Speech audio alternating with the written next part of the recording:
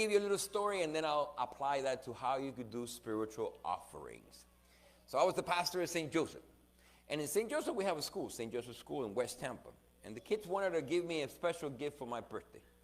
And they go, okay, what can we give Father? I said, well, Father has 3 million rosaries that people give him all the time. Don't give me a rosary, I got plenty of them. You give me a rosary, I'm going to give it to someone else.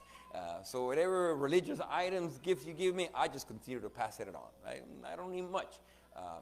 So the kids were creative. Oh, we know what we're going to do. They gave me a spiritual bouquet of flowers. So have you ever heard of that? A spiritual bouquet. Oh, I see Anna taking notes. Good job. That's what I want. That Christmas, birthday, just give me a spiritual bouquet. You didn't like the spiritual bouquet of flowers? I think you just hit her. No work, no food. Nah, who's smiling now? No work, no food. Precious girl. Cachetes. Ooh, so precious. All right, so what is the spiritual bouquet of flowers? This is it. They took a little construction paper and they cut a little just a flower, 5 petals, and they took a stake, painted it green with some leaves, and a bunch of them. But when you look at the construction paper, in the handwriting of the little kids, which you often need translation, you say, what is it saying here? You'd be like, I don't know, okay, I hope it's good. And it says, I will pray a rosary for you. Imagine a little kid to sit down and pray an entire rosary. That's a great sacrifice for a little kid. And that's his gift to me. I will pray a rosary for you. It's like, I like that. The other one, I will clean my room for you. It's like, good. You see? The other, and then they were coming up with very creative ways of either offering prayers. I will visit the tabernacle. They should have read that one. The tabernacle is, what is it saying there? The tabernacle. Okay, wow, that's sophisticated. But trying to write tabernacle as a little kid, that's a tough one. But they came out with spiritual things that they could give me as a gift. And some of them were just basic things that they had to do anyways, but they were doing it now as an offering for me. That's a spiritual bouquet of flowers.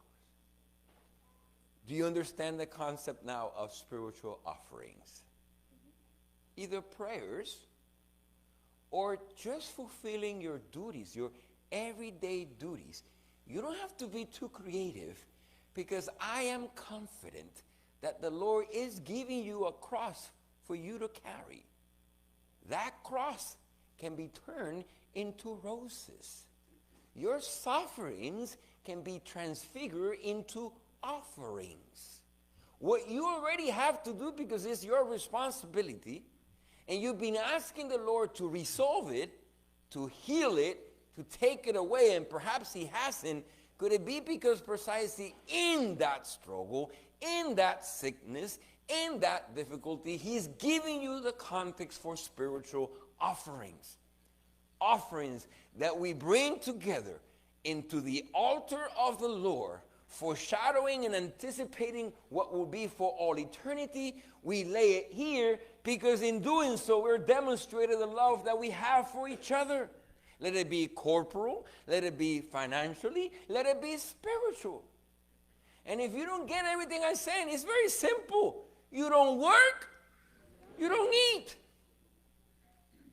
You following me? Okay. I finish with this. About month of March, I began to speak about a wayside shrine to be built in honor of our Blessed Mother and the child Jesus. That was March. That was as the fruit of much discernment and prayer, and that's just how I work. I pray, discern. That's my spiritual work. And once I begin to see stars, and I discern a constellation, it's like, oh, this is what you want. And then that's when you see me in action.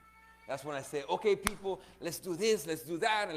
And because it is in line with the discernment, with God's will, the great thing is you take one step. And because it is the will of God, you taking one step, you're like 10 steps. You're like, what just happened there? You took one step and you're 10 steps ahead. That's when you know it's God's will. You take one step and the Spirit of God it's almost like you just got into a river, and it was not just step. The whole river took you. But all you had to do is take that one step into the river. That's discernment. And that's how you know it is God's will, because of the effects that it have. I've experienced this myself. 19 years of priesthood, I've been in 9 different assignments. This is my number 9. That's a lot of assignments, not usual, because I discovered that. They sent me to a parish that was in great crisis. I discerned. I took one step, and in 1 year, what typically took 4 or 5 years was done. To the point that after that, it's like the bishop would be like, well, you did great. Let me put you in another parish. Okay, the payment for good work is more work, of course. And I was able to help 4 different parishes that way. You discern. You figure out, you begin to see the signs. You discern for a constellation. You discern, oh, this is what you want, God. All right, let's do it. You take the step forward. It happens. It's awesome.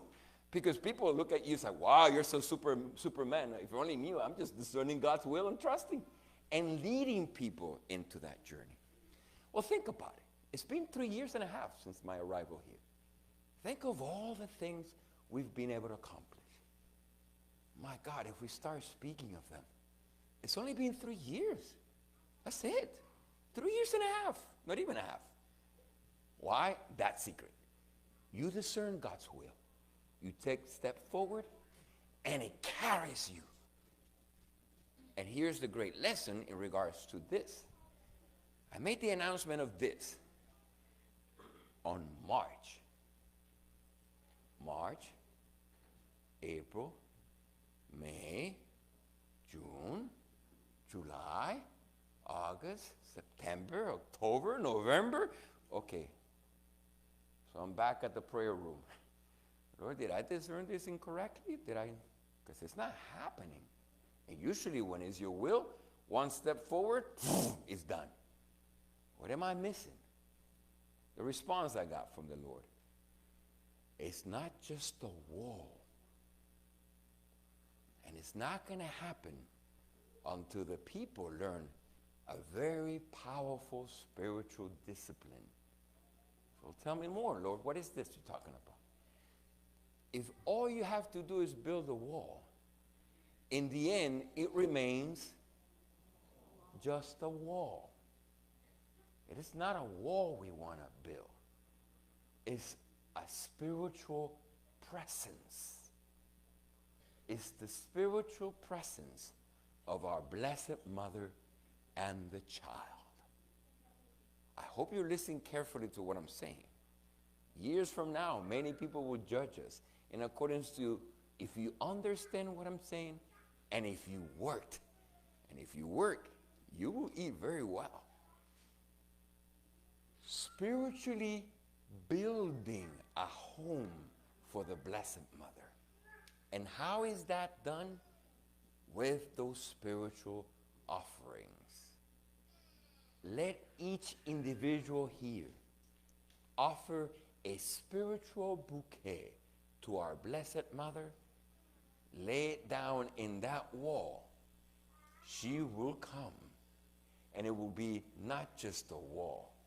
It will be where the presence of our Blessed Mother residing among us with her child. And for that, we need your help. We need each one to work so that we can eat, feast of the banquet of the presence of our Blessed Mother with us. Some of you are feeling what I'm saying, and some of you perhaps don't understand it, but you may feel your heart burning on fire for what I'm saying. Let that confirm the truth of what I'm trying to prophetically speak of. We could have everything as if a Marian apparition without the apparition. Do you grasp what I'm saying? We could have the whole experience as if the Blessed Mother appeared without the apparition.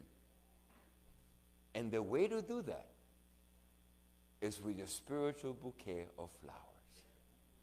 You bring it to her. She sees you in your desire to grow in holiness, and she will come and make her home with us. I'm glad this is being recorded. I'm glad this is recorded so you can review it, and so that 10, 20 years from now, by then we hopefully already have an expanded church and a church full of people, even to max capacity beyond the extensions, by the power of those spiritual offerings. Those who have ear, may you hear. And those who do not get it yet, prompt, ask, question. Watch this video again, this homily, and try to understand. Because in the end, the teaching is very basic. What's the teaching? If you do not work, you don't eat. May we all work together, and may we all get to eat of a banquet with our Blessed Mother here on earth as an anticipation of what will it be, but may it be also, when he comes in the ends of time, a moment for all of us to be in the banquet of love, divine love, for all eternity. May this be for us, and may our Blessed Mother intercede for us.